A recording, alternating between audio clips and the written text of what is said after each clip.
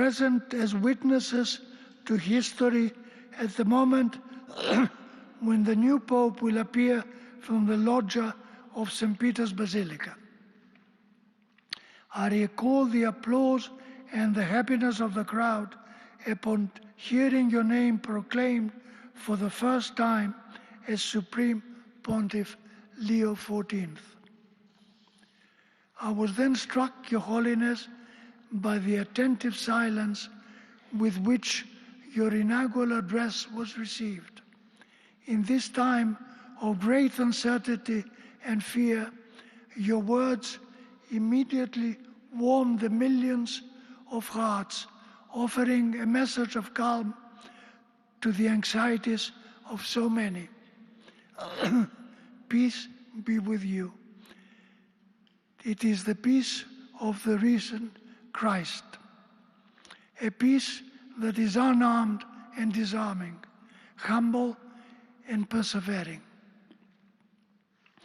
I thank you, Holy Father, for having shown us by these words, later taken up in your message for the World Day of Peace on January 1st, the path that every man and woman is called to walk. In them resounds the serene yet powerful hope of a reconciled world. Here lies the profound meaning of the diplomatic mission, to resolve conflicts through the strength of reason and constant determination to work for the common good. Permit me also, Your Holiness, to recall your first apostolic journey to Turkey and Lebanon, which was rich in moments already etched in the collective imagination. In Turkey, on the 1700th anniversary of the Council of Nicaea, the journey towards Christian unity experienced a historic milestone in your prayerful recollection with the Patriarch of Constantinople. Your words spoken in his ancient Nicaea still resonate. Today, the whole of humanity afflicted by violence and conflict is crying out for reconciliation.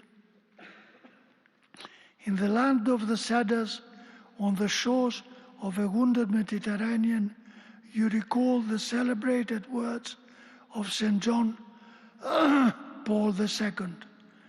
Lebanon is more than a country, it is a message. And encouraged us to disarm our hearts so that peace and justice might prevail.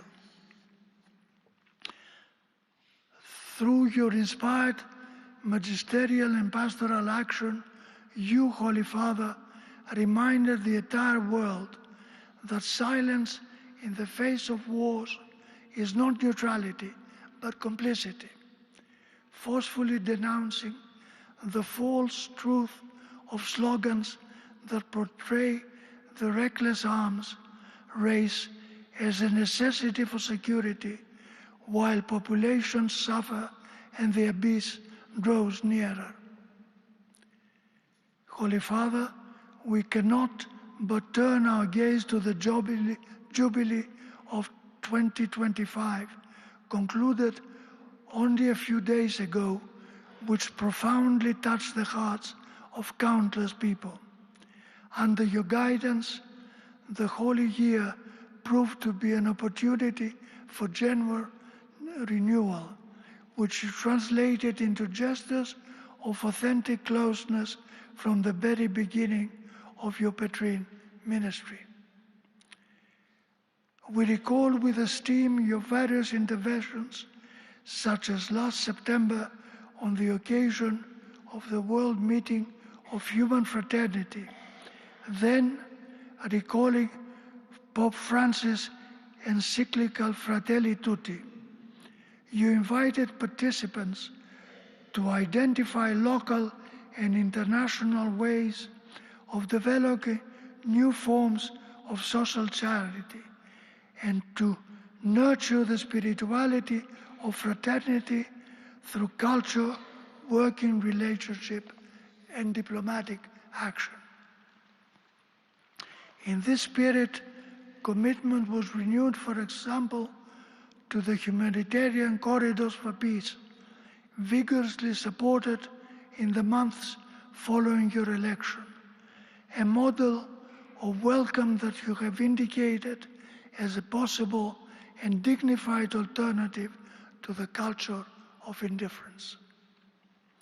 Thanks also to these initiatives of fraternity, the Holy Door ideally remains open through paths of assistance that have restored hope to many refugees, bearing witness that solidarity, when organized and sustained, constitutes the most solid foundation of diplomacy. Your Holiness, in the name you have chosen, there is a powerful reference to the challenges that Leo XIII once faced, different in content, yet similar in substance. In this new age of machines, today, digital and linked to artificial intelligence, the risk that calculation may overstep ethical boundaries is great. There is an urgent need to regulate technological development on a human scale. As you have repeatedly reminded us, artificial intelligence must not replace the human being, but remain at his or her service, reaffirming that data and creativity are not enough without an ethical orientation towards the integral development of the human person. It is precisely with our gaze fixed on the centrality of human person that I wish to express the condolences and closeness of the diplomatic corps to the young lives lost and injured and their families affected by the tragic accident that occurred in Crans-Montana, Switzerland. We pray for them and for the Venezuelan people, recalling your words that the good of the beloved Venezuelan people must prevail over every other consideration. This must lead to the overcoming of violence and to the pursuit of paths and justice of peace. Holy Father, I conclude with the hope that your actions may bear for all humanity the same fruitfulness that the thought of your spiritual father, St. Augustine, bore for the Church. Just as he was able to unite the wisdom of his time with the Christian creed, may you help the world to find true peace, integrating the countless human experiences with a universal message of fraternity capable of speaking to the heart of every man and woman on the planet. Your Holiness, with profound esteem and affection on behalf of the diplomatic corps, I extend to you our warmest best wishes for the new year, renewing the offer of our service in favor of peace and the building of bonds that may help resolve the conflicts of the world. Thank you.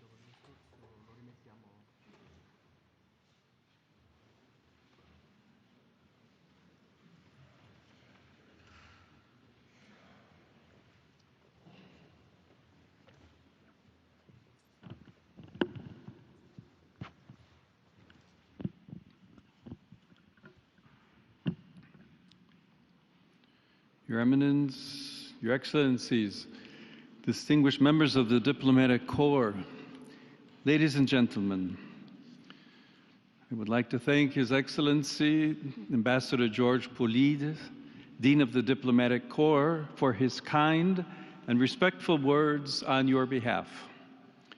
I welcome all of you to this meeting for the exchange of greetings at the beginning of the new year. This is a traditional occasion in the life of the Diplomatic Corps accredited to the Holy See, but it is a new experience for me since it was only several months ago that I was called to shepherd Christ's flock. I am pleased, therefore, to welcome you this morning, and I am grateful for your generous participation, which this year is enriched by the presence of the new resident heads of mission of Kazakhstan, Burundi, and Belarus.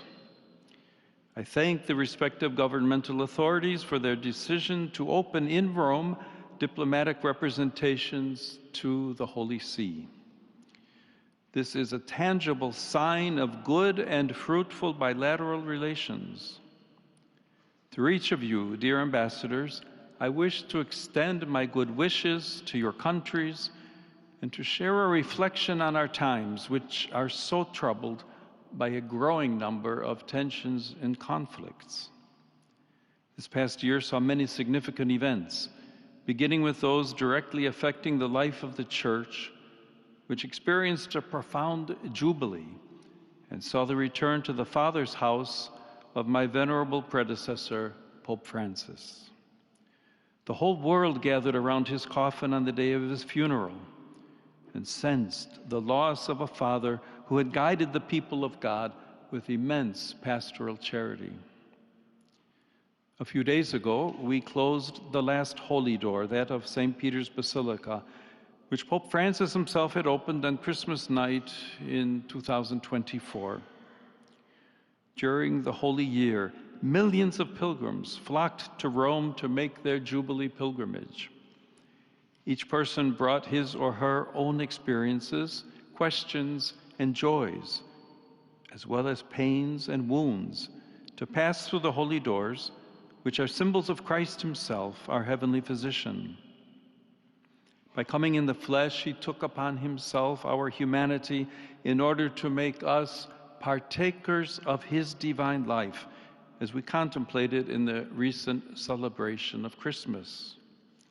I am confident that through these experiences, many people have been able to deepen or rediscover their relationship with the Lord Jesus, finding comfort and renewed hope for facing life's challenges.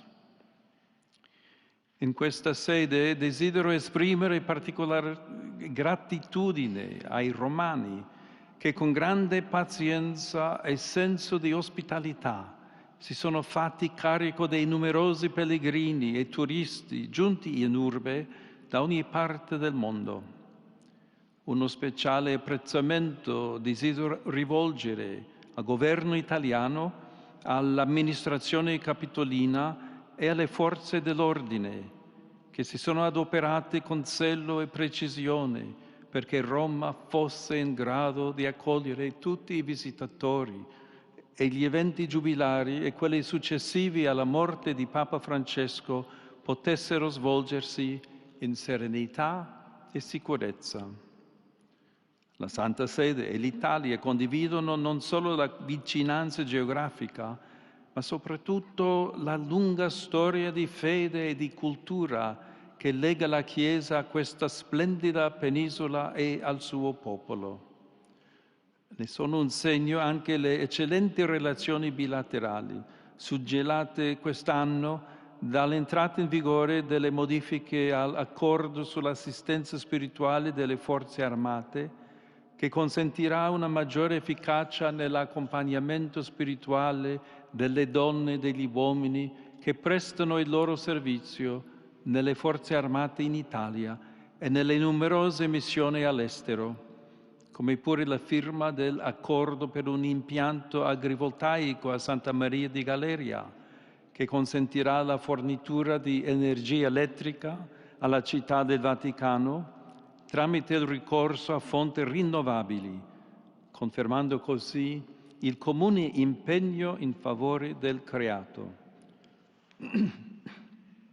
Sono poi grato per le visite che mi hanno reso le alte cariche dello Stato all'inizio del mio pontificato e per la squisita ospitalità riservatami al Palazzo del Quirinale dal signor Presidente della Repubblica, al quale desidero far giungere il mio cordiale e riconoscente saluto. During the past year, having accepted the invitation given to Pope Francis, I had the joy of visiting Turkey and Lebanon. I am grateful to the authorities of both countries for their welcome.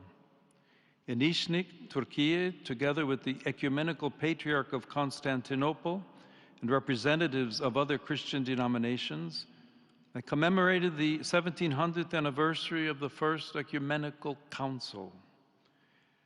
This was an important opportunity for renewing our commitment to the journey towards the full, visible unity of all Christians. In Lebanon, I met a people who, despite their difficulties, are full of faith and enthusiasm. There I sensed the hope of young people who aspire to build a more just and cohesive society and to strengthen the bond of cultures and religions that makes the land of the cedars unique in the world. Dear ambassadors, prompted by the tragic events of the sack of Rome in 410 AD, St. Augustine wrote De Civitate Dei, the city of God. This is one of the most powerful of his theological, philosophical, and literary works.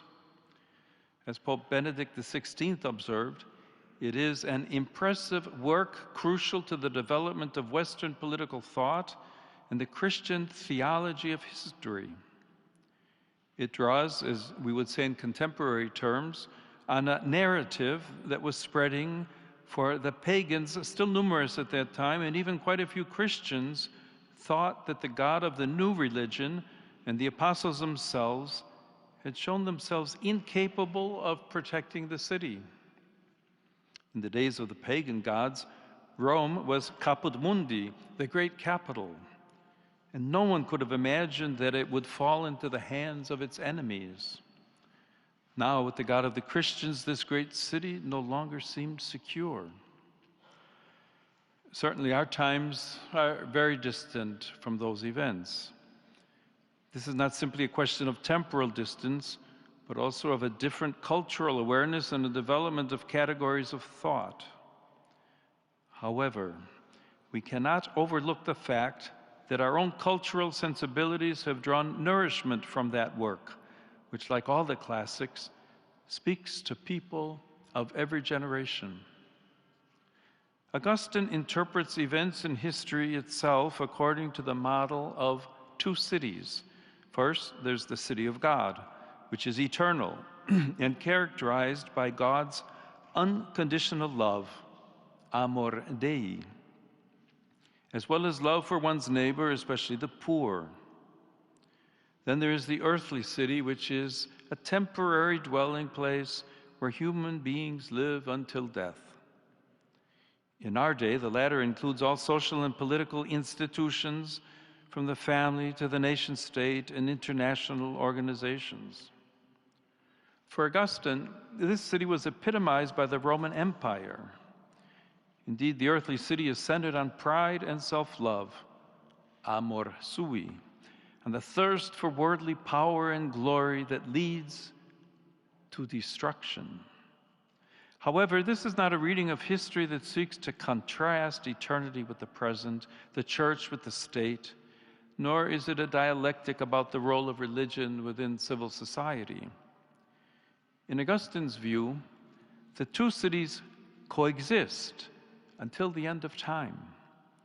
Each has both an external and an internal dimension, for they are to be understood not only in light of the external manner in which they are constructed throughout history, but also through the lens of the internal attitudes of each human being towards the realities of life and historical events. In this perspective, each of us is a protagonist and thus responsible for history. Moreover, Augustine emphasizes that Christians are called by God to dwell in the earthly city with their hearts and minds turned towards the heavenly city, their true homeland.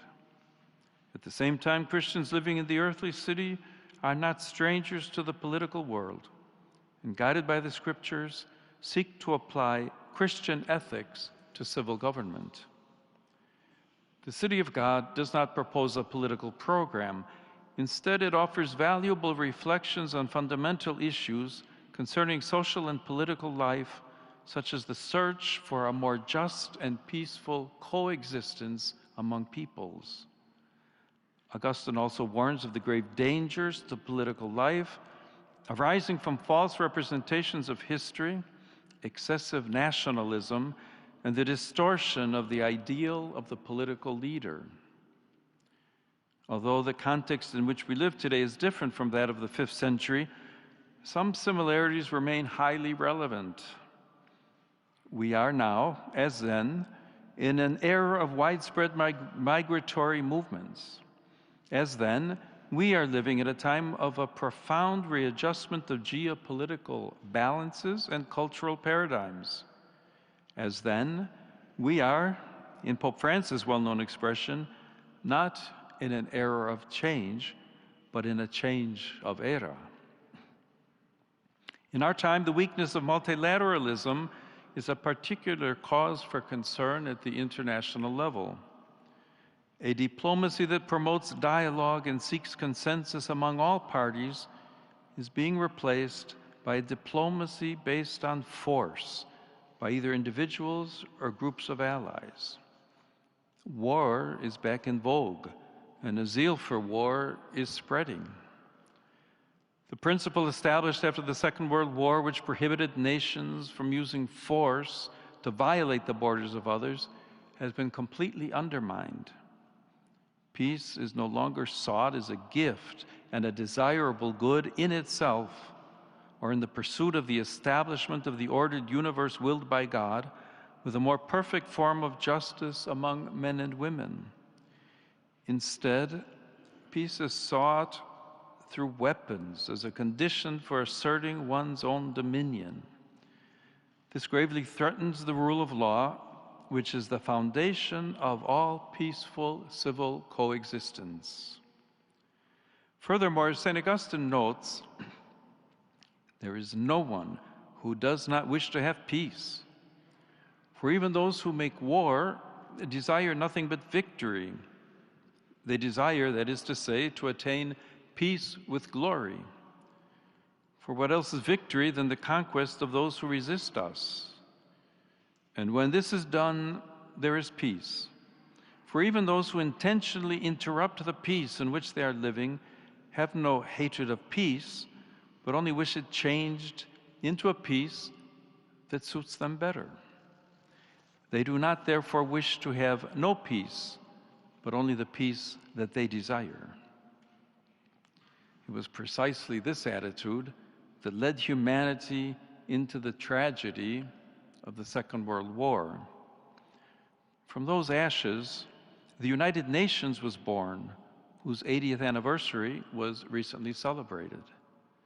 The UN was established by the determination of 51 nations as the center of multilateral cooperation in order to prevent future global catastrophes, for safeguarding peace, defending fundamental human rights, and promoting sustainable development.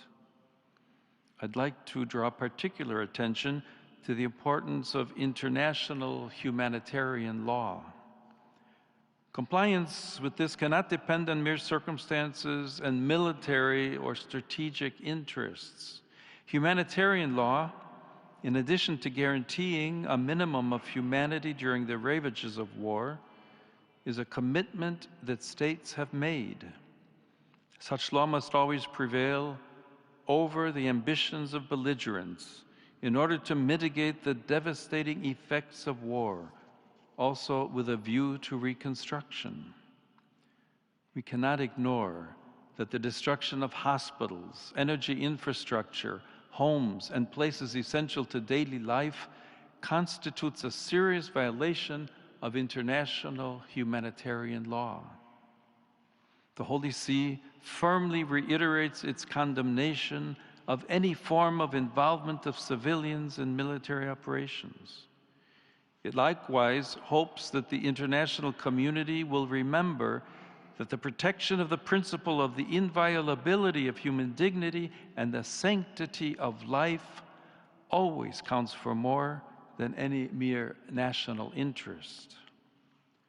With this in mind, the United Nations has mediated conflicts, promoted development, and helped states protect human rights and fundamental freedoms.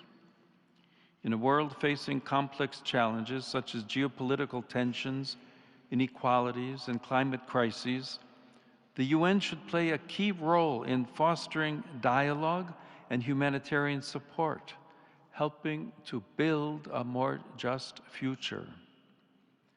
Efforts are therefore needed to ensure that the United Nations not only reflects the situation of today's world rather than that of the post-war period, but that it is also more focused and efficient in pursuing policies aimed at the unity of the human family instead of ideologies. The purpose of multilateralism, then, is to provide a place where people can meet and talk, modeled on the ancient Roman Forum or the medieval square. At the same time, in order to engage in dialogue, there needs to be agreement on the words and concepts that are used. Rediscovering the meaning of words is perhaps one of the primary challenges of our time. When words lose their connection to reality, and reality itself becomes debatable and ultimately incommunicable, we become like the two people to whom St. Augustine refers, who are forced to stay together without either of them knowing the other's language. He observes that, I quote, "Dumb animals, even those of different species, understand each other more easily than these two individuals. For even though they are both human beings, their common nature is no help to friendliness when they are prevented by diversity of language from conveying their sentiments to one another, so that a man would more readily converse with his dog than with a foreigner." End of quote. Today, the meaning of words is ever more fluid, and the concepts they represent are increasingly ambiguous. Language is no longer the preferred means by which human beings come to know and encounter one another. Moreover, in the contortions of semantic ambiguity, language is becoming more and more a weapon with which to deceive or to strike and offend opponents. We need words once again to express distinct and clear realities unequivocally. Only in this way can authentic dialogue resume without misunderstandings. This should happen in our homes and public spaces, in politics, in the media, and on social media. It should likewise occur in the context of international relations and multilateralism, so that the latter can regain the strength needed for undertaking its role of encounter and mediation. This is indeed necessary for preventing conflicts and for ensuring that no one is tempted to prevail over others with a mindset of force, whether verbal, physical, or military. We should also note the paradox that this weakening of language is often invoked in the name of freedom of expression itself. However, on closer inspection, the opposite is true, for freedom of speech and expression is guaranteed precisely by the certainty of language and the fact that every term is anchored in the truth. It is painful to see how, especially in the West, the space for genuine freedom of expression is rapidly shrinking. At the same time, a new Orwellian-style language is developing, which, in an attempt to be increasingly inclusive ends up excluding those who do not conform to the ideologies that are fueling it. Unfortunately, this leads to other consequences that end up restricting fundamental human rights, starting with the freedom of conscience. In this regard, conscientious objection allows individuals to refuse legal or professional obligations that conflict with moral, ethical, or religious principles deeply rooted in their personal lives. This may be the refusal of military service in the name of nonviolence, or the refusal on the part of doctors and healthcare professionals to engage in practices such as abortion or euthanasia. Conscientious objection is not rebellion, but an act of fidelity to oneself. At this moment in history, freedom of conscience seems increasingly to be questioned by states, even those that claim to be based on democracy and human rights. This freedom, however, establishes a balance between the collective interest and individual dignity. It also emphasizes that a truly free society does not impose uniformity, but protects the diversity of consciences, preventing authoritarian tendencies and promoting an ethical dialogue that enriches the social fabric. In a similar way, religious freedom risks being curtailed. As Benedict XVI recalled, this is the first of all human rights because it expresses the most fundamental reality of the person. The most recent data shows that violations of religious freedom are on the rise, and that 64% of the world's population suffers serious violations of this right. In requesting that the religious freedom and worship of Christians be fully respected, the Holy See asks the same for all other religious communities.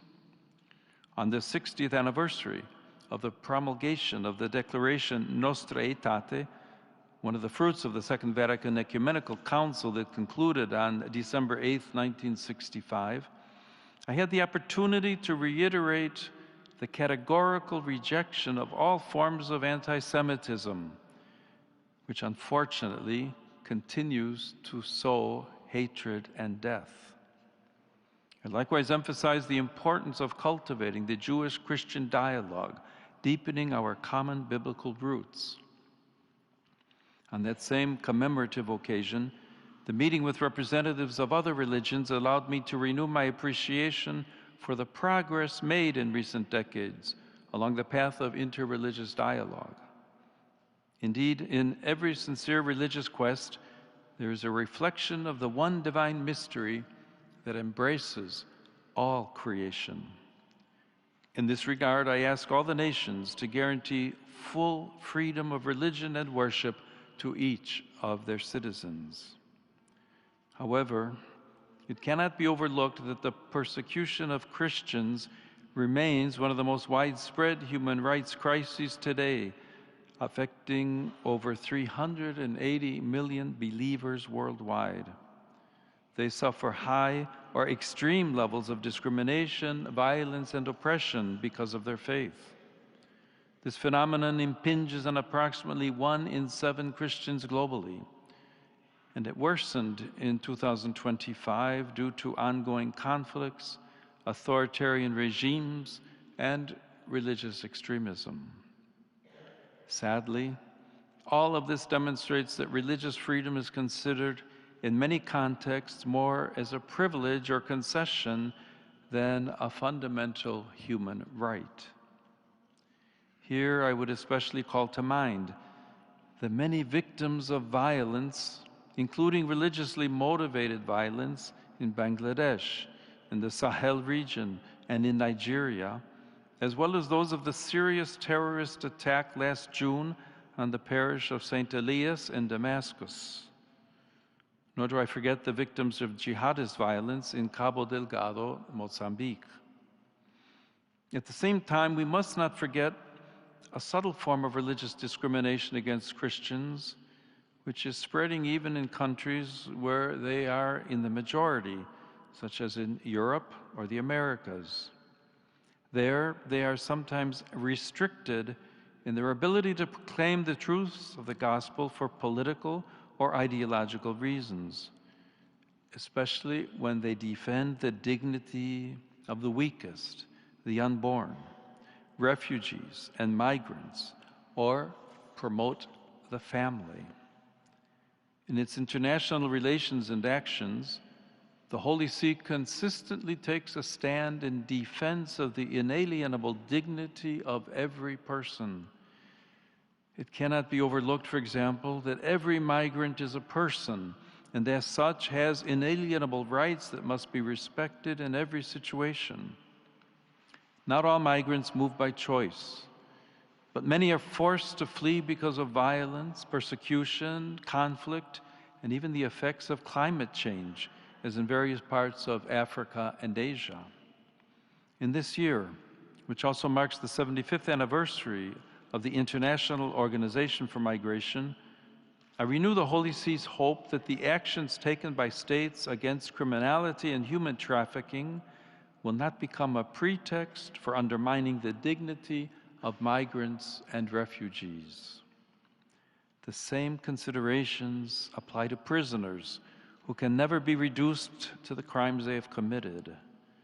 On this occasion, I wish to express my heartfelt gratitude to the governments that have responded positively to my venerable predecessor's appeal for gestures of clemency during the Jubilee year.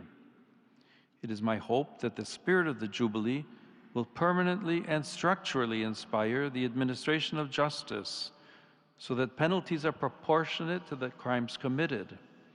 Dignified conditions are guaranteed for prisoners, and above all, efforts are made to abolish the death penalty, a measure that destroys all hope of forgiveness and renewal. Nor can we forget the suffering of so many prisoners held for political reasons in many countries. Furthermore, from a Christian perspective, human beings are created in the image and likeness of God, who, by calling them into existence out of love, has at the same time called them to love.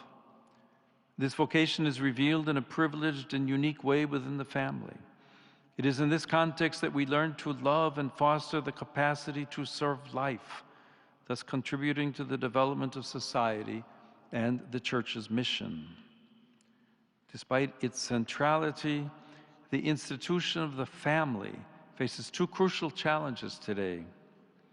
On the one hand, there is a worrying tendency in the international system to neglect and underestimate its fundamental social role, leading to its progressive institutional marginalization. On the other hand, we cannot ignore the growing and painful reality of fragile, broken, and suffering families afflicted by internal difficulties and disturbing phenomena, including domestic violence.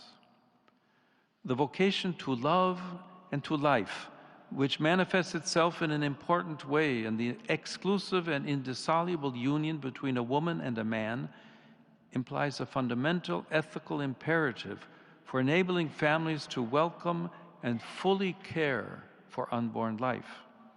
This is increasingly a priority, especially in those countries that are experiencing a dramatic decline in birth rates. Life, in fact, is a priceless gift that develops within a committed relationship based on mutual self-giving and service. In light of this profound vision of life as a gift to be cherished, and of the family as its responsible guardian, we categorically reject any practice that denies or exploits the origin of life and its development. Among these is abortion, which cuts short a growing life and refuses to welcome the gift of life. In this regard, the Holy See expresses deep concern about projects aimed at financing cross-border mobility for the purpose of accessing the so-called right to safe abortion. It also considers it deplorable that public resources are allocated to suppress life rather than being invested to support mothers and families. The primary objective must remain the protection of every unborn child and the effective and concrete support of every woman so that she is able to welcome life. Likewise, there's the practice of surrogacy. By transforming gestation into a negotiable service, this violates the dignity both of the child, who is reduced to a product, and of the mother, exploiting her body and the generative process and distorting the original relational calling of the family. Similar considerations can be extended to the sick, to those who are elderly or isolated, who at times struggle to find a reason to continue living. Civil society and states also have a responsibility to respond concretely to situations of vulnerability, offering solutions to human suffering such as palliative care, and promoting policies of authentic solidarity rather than encouraging deceptive forms of compassion such as euthanasia. A comparable reflection can be made concerning the many young people who are forced to confront numerous hardships, including drug addiction. In order to prevent millions of young people around the world from falling victim to substance abuse, concerted efforts are required to eradicate this scourge upon humanity and the drug trafficking that fuels it. Together with these efforts, there must be adequate policies for recovery from addiction, as well as greater investment in human development, education, and the creation of employment opportunities. In light of these challenges, we firmly reiterate that the protection of the right to life constitutes the indispensable foundation of every other human right. A society is healthy and truly progresses only when it safeguards the sanctity of human life and works actively to promote it. The aforementioned considerations lead me to believe that in the current context, we are seeing an actual short circuit of human rights. The right to freedom of expression, freedom of conscience, religious freedom, and even the right to life are being restricted in the name of other so-called new rights, with the result that the very framework of human rights is losing its vitality and creating space for force and oppression. This occurs when each right becomes self-referential, and especially when it becomes disconnected from reality, nature, and truth.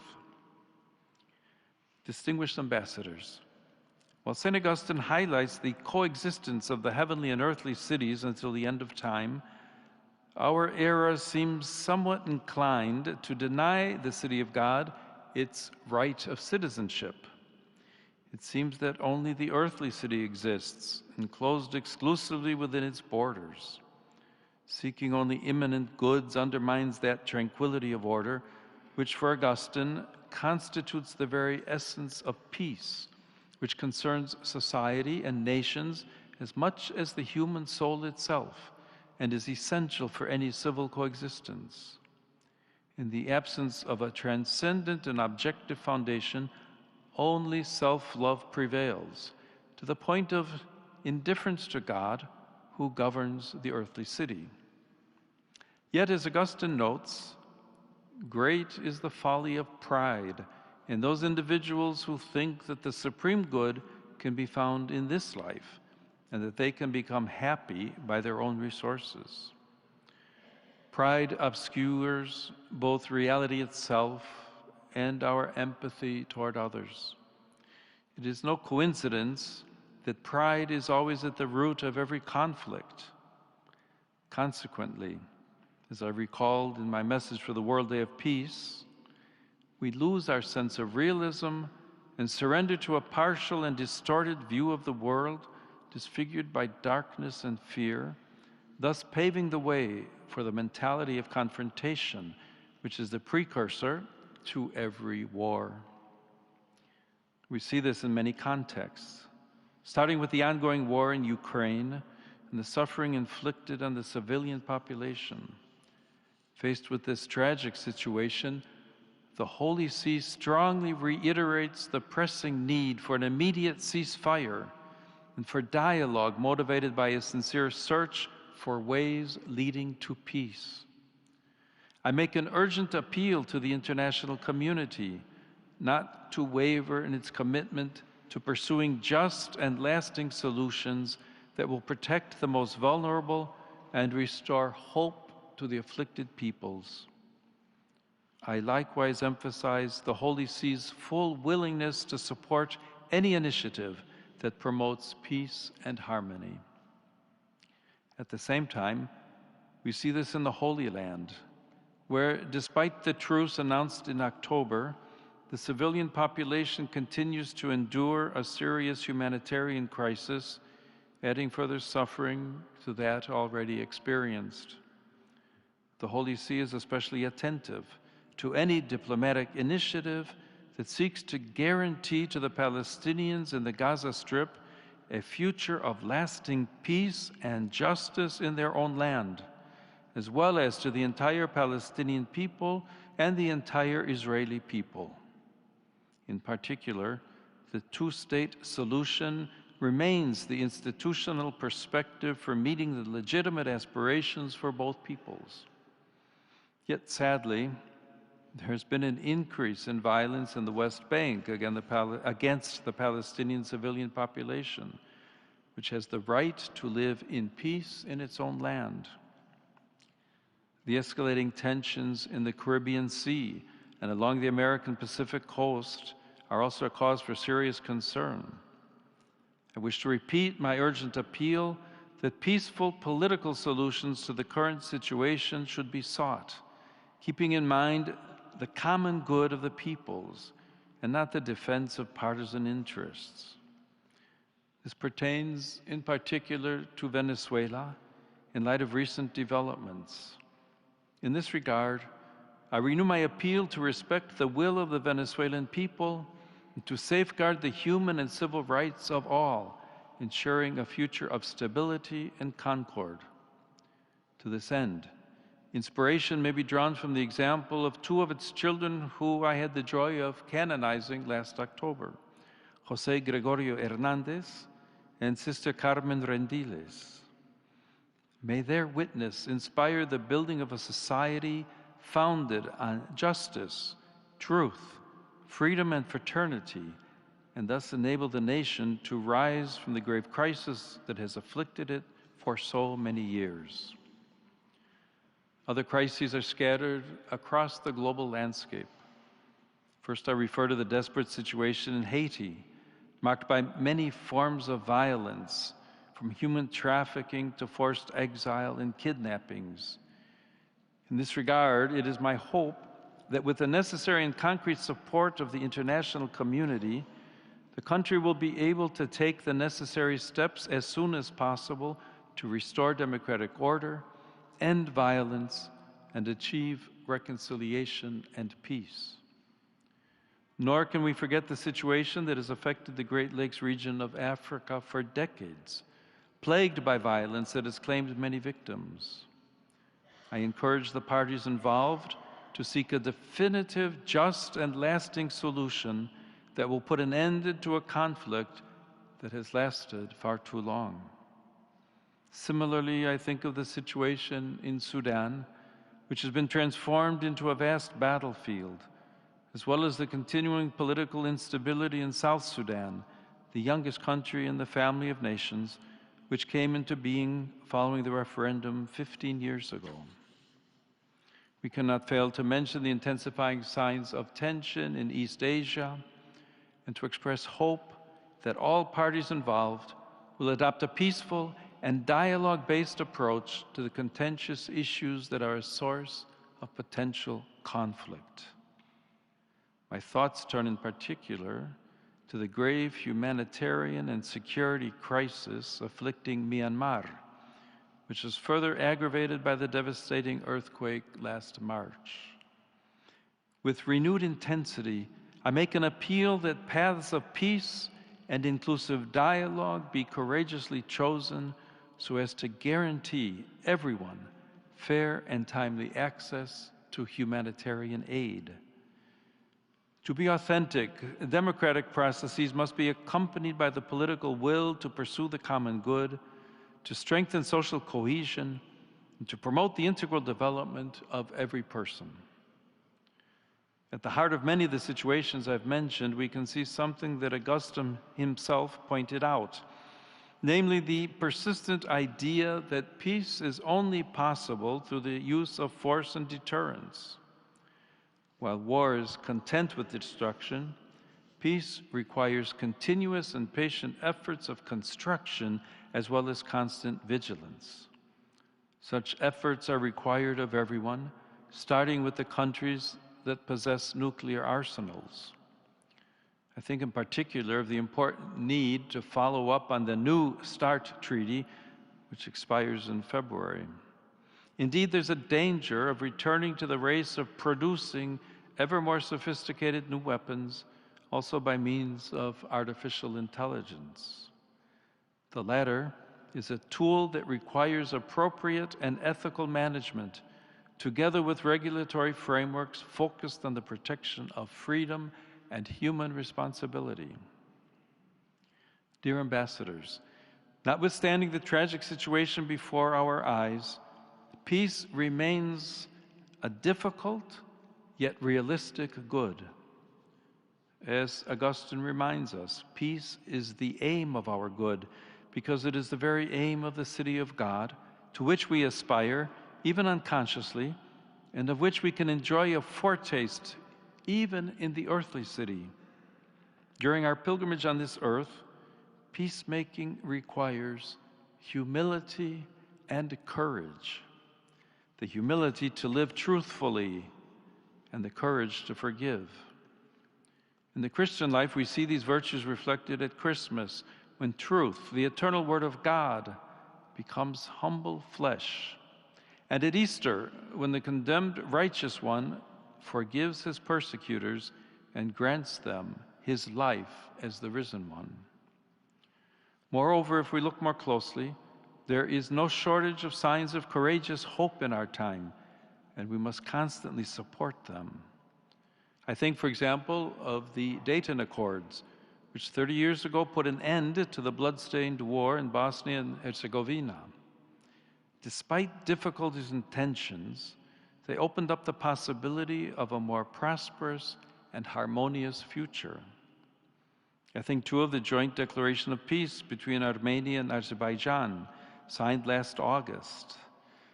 We hope this will pave the way for a just and lasting peace in the South Caucasus and resolve the outstanding issues to the satisfaction of both parties.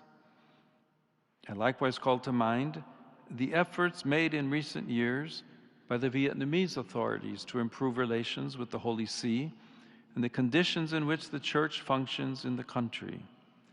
These are all seeds of peace that need to be cultivated.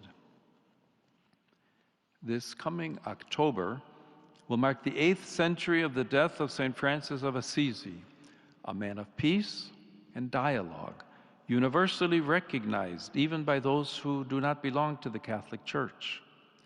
His life shines brightly, for it was inspired by the courage to live in truth and the knowledge that a peaceful world is built starting with humble hearts turned towards the heavenly city. A humble and peace-loving heart is what I wish for each of us and for all who dwell in our countries at the beginning of this new year. Thank you.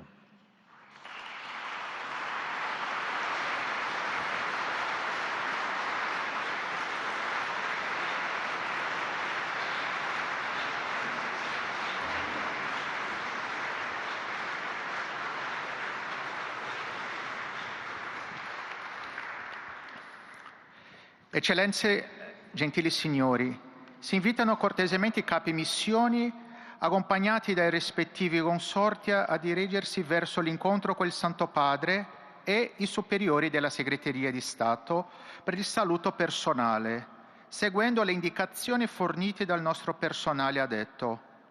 Al termine del saluto, i capi missione sono pregati di recarsi senza i consorti presso la Cappella Sistina per la foto di gruppo. Si richiede agli altri membri dei seguiti diplomatici di rimanere nei posti loro assegnati. Excellencies, distinguished guests, the heads of missions accompanied by their respective spouses are kindly invited to proceed to the meeting with the Holy Father and the superiors of the Secretary of State for a personal greeting, following the directions provided by our staff. At the conclusion of the greeting, the heads of missions are requested to proceed without their spouses to the Sistine Chapel for the group photograph. All the other members of the diplomatic entourages are kindly asked to remain in their assigned seats.